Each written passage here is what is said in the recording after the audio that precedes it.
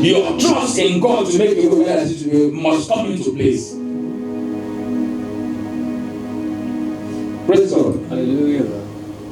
When we go to chapter 15, you see where it was up that Abraham believed God and it was not counted for him as righteousness. You must believe God, child of God. Hallelujah. Amen.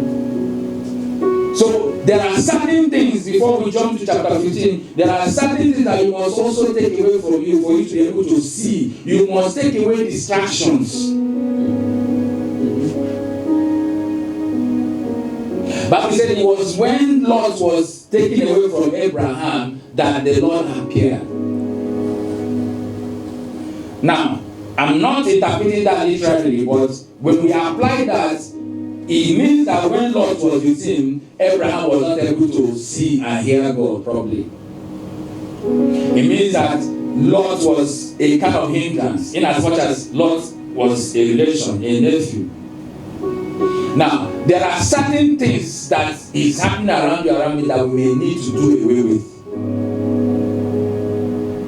Those things serve as distraction. As long as they are around, we will not hear God very well. We will not sit down and consider and ask God hard questions. I said in the introduction, the flyer of that October is a month of hard questions.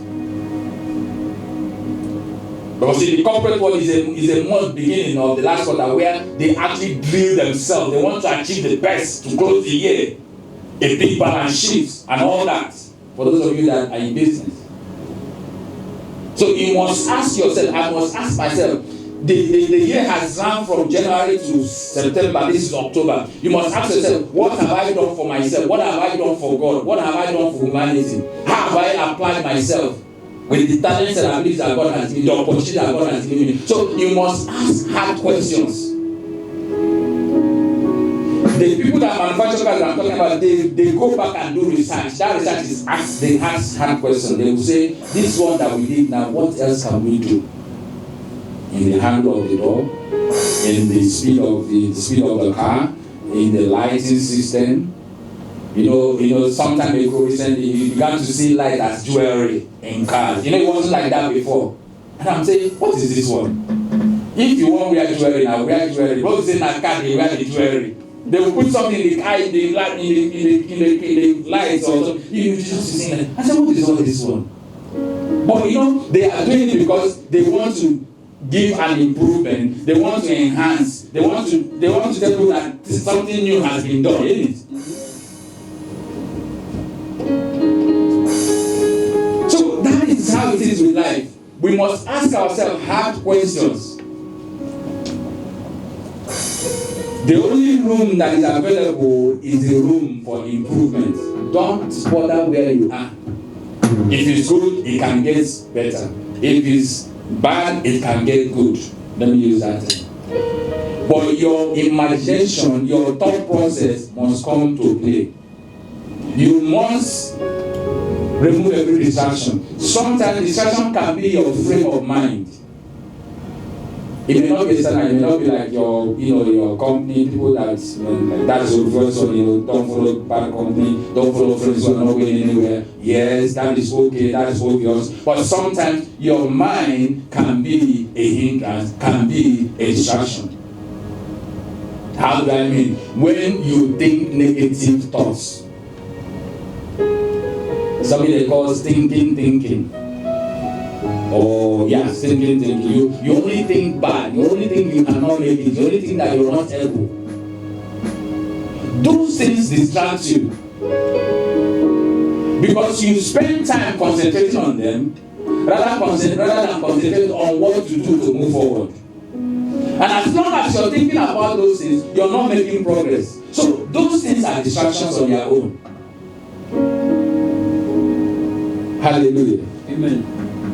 So it was when Lot was separated from him, Abraham, that the Lord now appeared. What do you need to separate yourself from? It might be an attitude, it might be a habit. It's not allowing you to concentrate on the positive things. You can spend everybody has 24 hours in a day, remember? But what matters between A and B is how they spend 24 hours. So you can have a bad habit that does not allow you to do the right thing that you should do that will improve your life. That will help you to maximize the potentials and the possibilities that are available around you. But when you do away with those things, you can now think better. You can now think more positively. You can then progress. So one thing that we must do away with as we want to see the possibilities and begin to work with the possibilities of God around us is that we must take away whatever serves as distraction. Praise God. Hallelujah. Hallelujah. So when you have taken away the distraction, I've talked about, you must also see the possibility. I'm now like trying to round up things that we're supposed to do. You must see that possibility before you can work towards the actualization of the same possibility. Hallelujah. Hallelujah. Somebody shout hallelujah. Now let's jump to chapter 15. I'm just laying the ground today for this series. I believe that, of course, subsequent weeks, God will show us one or two other things. Hallelujah. Amen. Now, in chapter 15, we see God also coming to Abraham, trying to show forth the possibilities that are there for him. And so look at what verse 1 to 7 says. But the Bible says God's covenant with Abraham.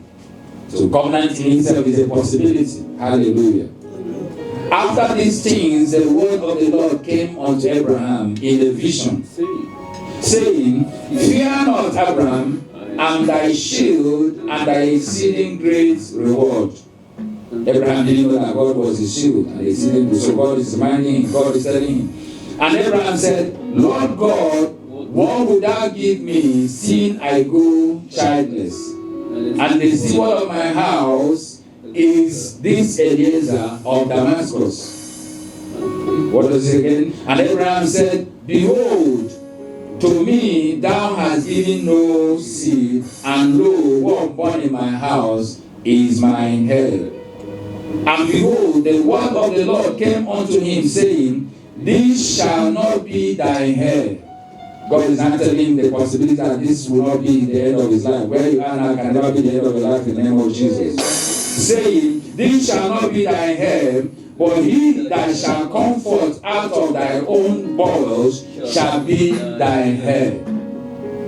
Verse 5. And he brought him forth abroad and said, Look now toward the heaven, and tell the stars. You know, in chapter 14, was looking towards the north, west, and east and south, and then looking at the ground, right? Okay? Now, he's telling you now to look to the stars. Alright? Look toward heaven and tell the stars, if thou be able to number them. And he said unto him, So shall thy seed be. Hallelujah. Amen.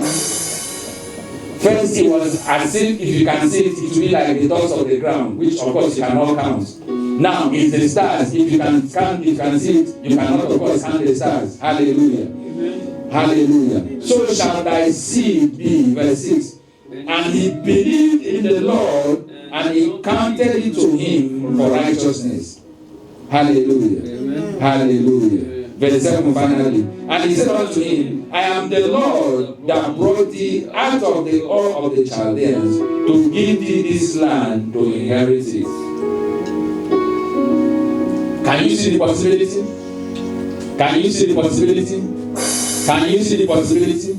A man that had no children, a man that had no life, no land of his own. God has said he will give them, he gave him the land. And thank God for Abraham. Abraham believed God. So when we also claim Abraham blesses our mind, we also believe God that he can do it. He must also do what Abraham did. Amen. Amen. So you have to believe that God is there to bring to pass the possibility. That is another principle. You must believe that it's not by your power, it's not by your might. In as much as you have a role to play, and I'm going to come to that. That's the last point I'll make. You believe that it's God that will bring it to pass. You believe that God has the capacity to do what He said in His word. That promise He has given, that revelation He has given, if it's from God, He will bring it to pass. It doesn't matter what you think is lacking. It doesn't matter the people you think are not answering you the way they ought to answer you. It doesn't matter the money you think you don't have to finance that dream, to finance that project, to finance that business. It doesn't matter. Just believe that God who called you will bring it to pass.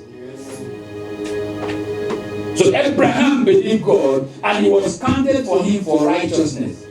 What has God told you? Do you believe God for what he has told you? Do you believe that that dream, that vision of God that you have, that it will come to pass, no matter where you are now? The possibilities are there, but do you believe that it can come to pass in your life? Do you believe God that what God says concerning you will come to pass? Child of God, that is the question for you to answer this morning. I believe that God will give you the right answer. Amen. And that you go ahead and pursue that which you need to pursue. Amen. In the name of Jesus. Finally, number 4, you have to do your own part. When you have seen the possibilities, when you have dreamed the dream, whether by night or by day, when you have seen the vision, when you have seen the stars, when you have seen the multitude that is like the doors, whatever it applies in your own situation, you must play your own role. You must take the necessary action. If it is that you have to go and learn a trade, go and learn a trade.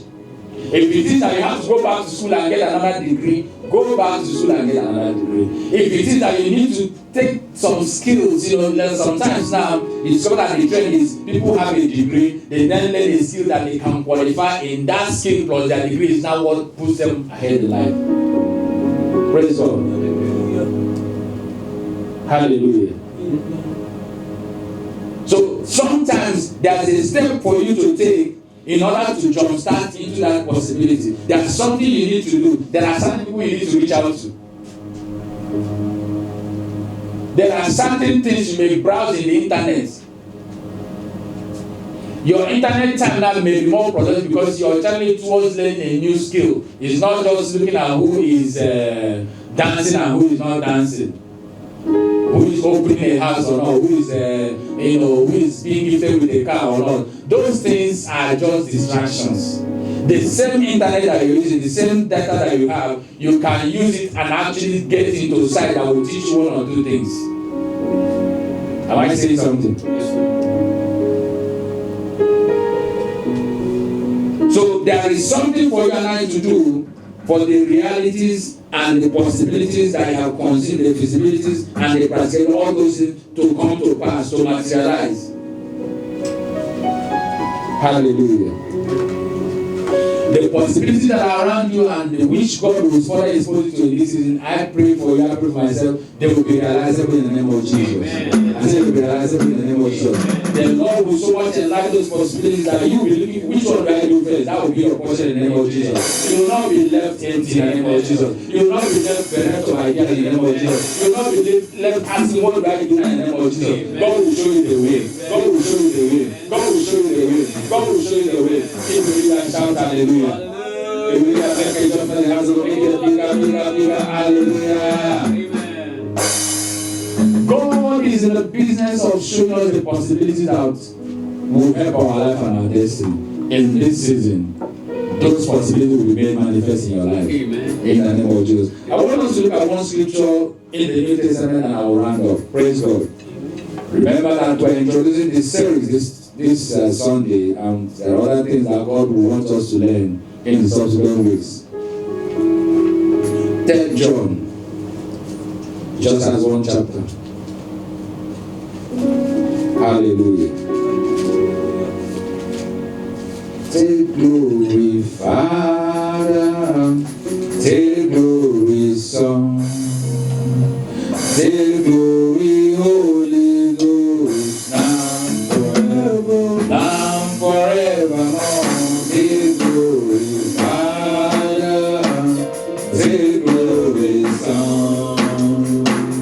Take glory, Holy Ghost. Now forevermore. Take glory, Father. Take glory, Son. Take glory, Holy Ghost. Now forevermore. 3 John in chapter 1 and in verse 3. Just one chapter. What does it say? For I rejoice greatly when the Third John, Yes. verse 2. Beloved, I wish above all things that thou mayest prosper and be in health, even as thy soul prospereth. Hallelujah. What is the connection with the theme? God is telling us of a surety that we can prosper in health, we can prosper spiritually, we can prosper materially. A lot of people believe that if they are serving God, they should be poor. A lot of people believe that it's normal to be poor once they are a Christian. No. Even as your soul prospers, you will enjoy good health, you will enjoy good material greatness.